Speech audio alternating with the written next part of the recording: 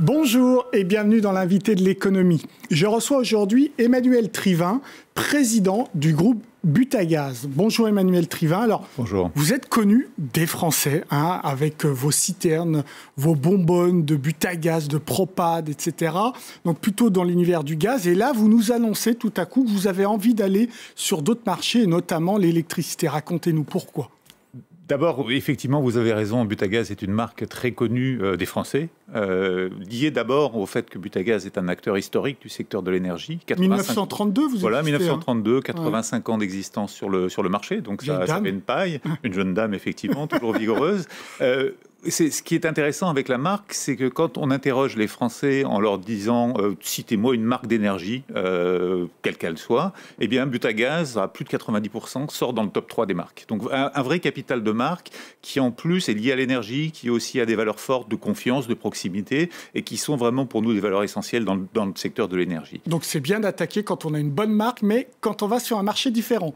Alors, le parti pris, c'est effectivement une période historique pour Butagaz en ce moment, c'est de sortir de son précaré, de sortir de ses métiers traditionnels de gaz, mais pour le consommateur, vous savez, gaz en citerne, gaz en bouteille, gaz naturel, tout ça est un peu flou. Donc, effectivement, le secteur du gaz, qui en France est libéralisé depuis 10 ans pour les particuliers, où les particuliers ont le choix de pouvoir faire appel aux fournisseurs de gaz naturel, d'électricité qu'ils le souhaitent, eh bien Butagaz, fort de 85 ans d'expertise, de compétences dans la compréhension des consommateurs, a effectivement décidé de franchir le pas et d'aller proposer aux ménages français des offres simples, des offres compétitives de gaz naturel, d'électricité, de granulés de bois. Vous avez parlé effectivement de gaz naturel et d'électricité. Granulés de bois aussi, nous avons annoncé cette innovation pour Butagaz. Plus de 600 000 poêles utilisant les granulés de bois sont en place en France. C'est une énergie 100% renouvelable. Oui, granulés de bois, c'est en fait tirer du bois, mais c'est très effectif, très efficace, très rapidement. Voilà, c'est ça, c'est ce qu'on appelle techniquement aussi des pelés. C'est beaucoup en vogue en Europe du Nord, par exemple. Oui. En France, ça prend un peu. En France, effectivement, 600 000 poêles. Donc voilà, Butagaz devient... à la hauteur de la réputation de sa marque, un vrai acteur multi-énergie. Maintenant, on peut s'étonner. Vous existez depuis 1932, vous avez dit de libéralisation du marché il y a 10 ans. Vous n'arrivez pas un peu en retard quand même ? Alors, ce qui est intéressant dans la libéralisation du marché français, c'est qu'on peut faire deux constats. Le premier, c'est qu'effectivement, depuis 10 ans, les ménages français ont le choix de choisir leur fournisseur de gaz ou d'électricité. Et quand on regarde sur le marché actuellement, il y a plein d'offres. Il y a des offres, si vous regardez bien, parfois assez complexes, fixées sur 1 an, 2 ans, 3 ans, 4 ans. Il y a vraiment beaucoup d'offres. C'est un premier constat. Mais dans le même temps, vous réalisez que les Français ont très peu franchi le pas. Oui, c'est vrai. Plus d'une majorité de Français continue aujourd'hui à être aux acteurs historiques. À rester fidèles aux acteurs historiques, à être dans les tarifs réglementés de vente. Simplement, un ménage sur 5 a choisi des fournisseurs alternatifs.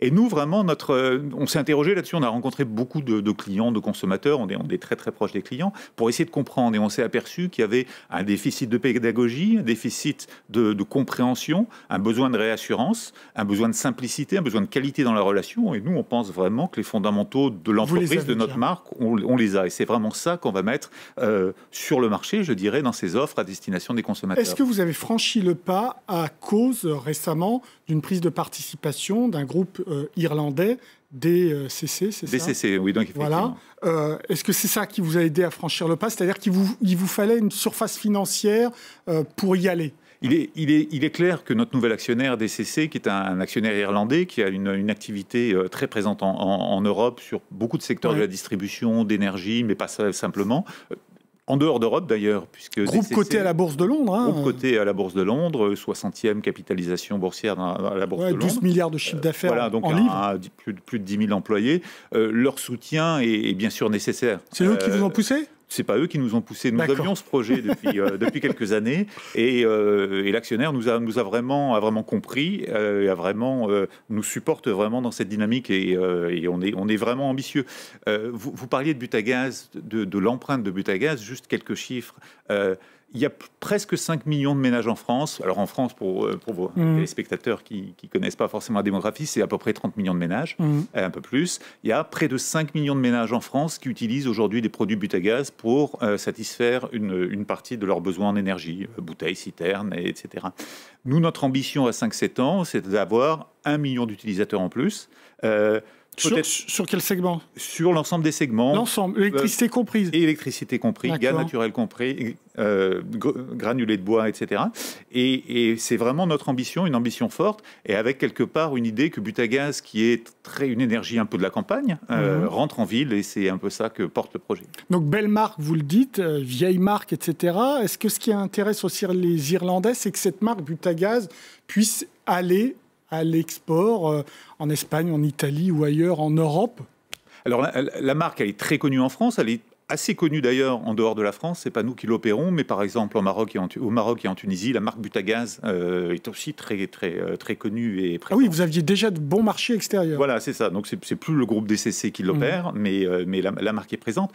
En fait, je pense que ce qui est vraiment important pour Butagaz et pour DCC, c'est la compréhension des besoins des consommateurs qui varient d'un pays à l'autre, et de savoir comment on peut y faire face en innovant, en proposant des solutions de qualité, et au-delà de répliquer la marque, je pense que le vrai enjeu pour le groupe DCC, c'est de développer des compétences du digital, par exemple, très important dans la relation avec le client.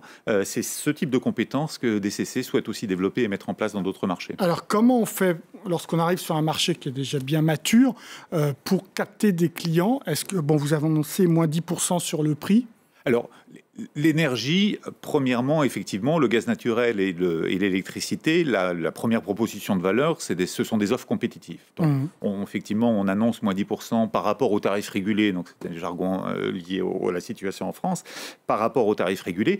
Pour être un peu plus explicite, une facture moyenne de gaz ou d'électricité pour un consommateur lambda, en France, c'est à peu près 2 000 euros. 10% d'économie, c'est 200 euros, c'est beaucoup d'argent sur une année.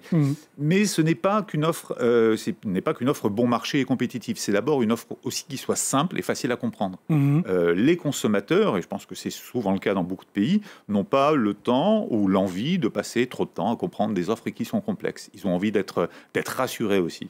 Ils souhaitent avoir un service client de qualité. C'est là où vous voulez innover. On va innover. Par exemple, on innove dans un domaine pour donner une anecdote, quand en France, vous voulez changer de fournisseur de gaz ou de l'électricité, à un moment dans votre processus de souscription, il faut que vous vous équipiez de numéros de matricule. Oui, c'est très compliqué. Ça, c'est vous qui allez faire le boulot. C'est nous qui faisons le boulot. C'est un peu comme le téléphone en ce moment. Et l'innovation, c'est sur notre site internet, vous pourrez prendre en photo la facture de gaz ou d'électricité. L'ordinateur retrouvera les éléments clés sur votre facture et vous permettra une souscription plus facile. Donc on simplifie en effet. On simplifie. Et la baisse de 10%, c'est pérenne ou c'est juste un lancement? Ce sont nos tarifs actuellement. Je crois que l'objectif pour nous, c'est vraiment d'installer nos offres avec encore une fois un parti pris de simplicité, un parti pris de qualité, de proximité et d'innovation. J'en parlais avec le logiciel téléphonique auquel je faisais allusion. Donc ce parti pris-là, de faire partager l'aura de la marque un peu plus largement que sur la bouteille de gaz, par exemple, à laquelle vous faisiez référence, et puis de rester à l'écoute de ce que le consommateur dit. Le parti pris de simplicité est pris, il n'est pas acté pour toujours. Je pense que écouter le consommateur, et ça, quelles que soient les géographies, surtout sur des éléments comme l'énergie, c'est très important. Écouter le consommateur, c'est aussi faire attention à notre planète. Vous avez vu qu'un géant comme Total annonce qu'il respectera, il fera tout pour respecter les 2 degrés d'augmentation. Vous allez aussi aller sur le renouvelable, pas que le granulé, parce que c'est peut-être pas suffisant. On y est déjà, vous avez entièrement raison. Le côté vraiment fascinant du métier de l'énergie, c'est que vous avez deux dimensions. Vous avez une première dimension qui est le quotidien de vos clients. Et l'autre dimension, et vous avez entièrement raison, c'est la transition énergétique. Et fondamentalement, un énergéticien se doit d'être proactif, de prendre vraiment cet agenda de Avec un nom comme Butagaz, il va falloir... C'est un peu difficile. Et pourtant, nous avons déjà des initiatives fortes en France dans le domaine. Nous sommes par exemple partenaires d'une confédération d'artisans, de plombiers et d'entreprises du bâtiment, la CAPEB, qui est vraiment l'organisme qui gère tous ces gens-là. Et ensemble, nous travaillons vraiment fortement dans le domaine de la rénovation thermique, des économies d'énergie.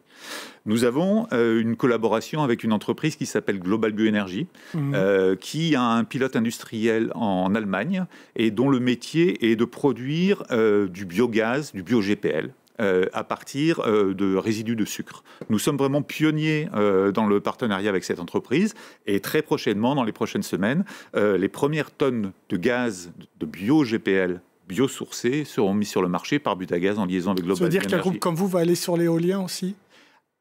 Pour l'instant, notre métier n'est pas de produire, notre métier est de distribuer.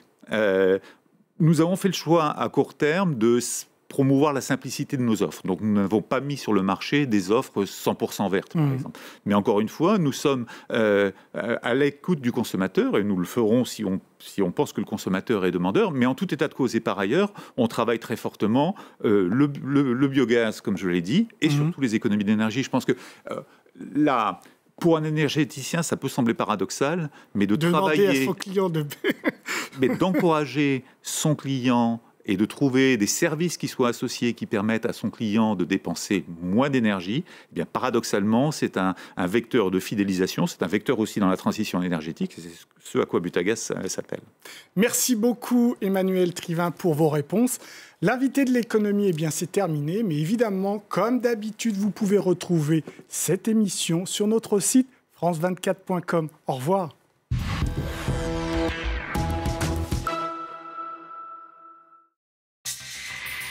Politique, présenté par Roselyne Febvre et Jean-Marie Colombani.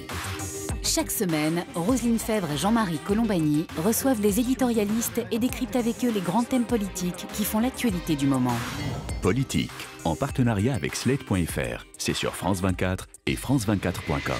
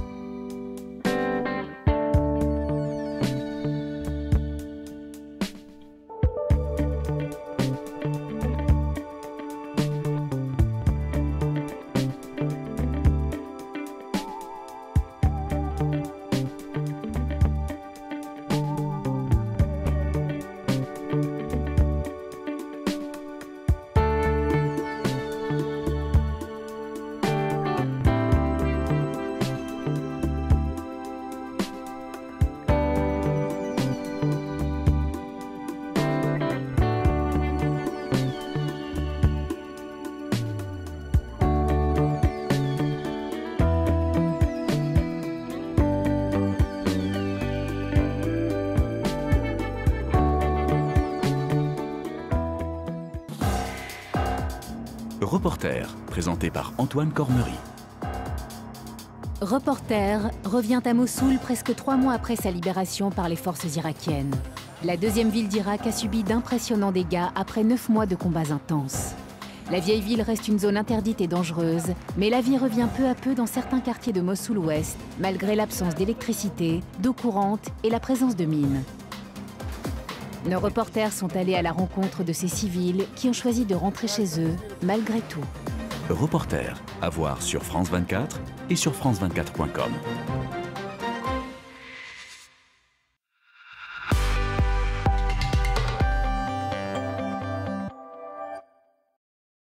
Pourquoi dépenser plus pour votre vol? Utilisez la prédiction des prix kayak pour savoir s'il vaut mieux réserver maintenant ou attendre que les prix baissent. Rendez-vous sur kayak.fr.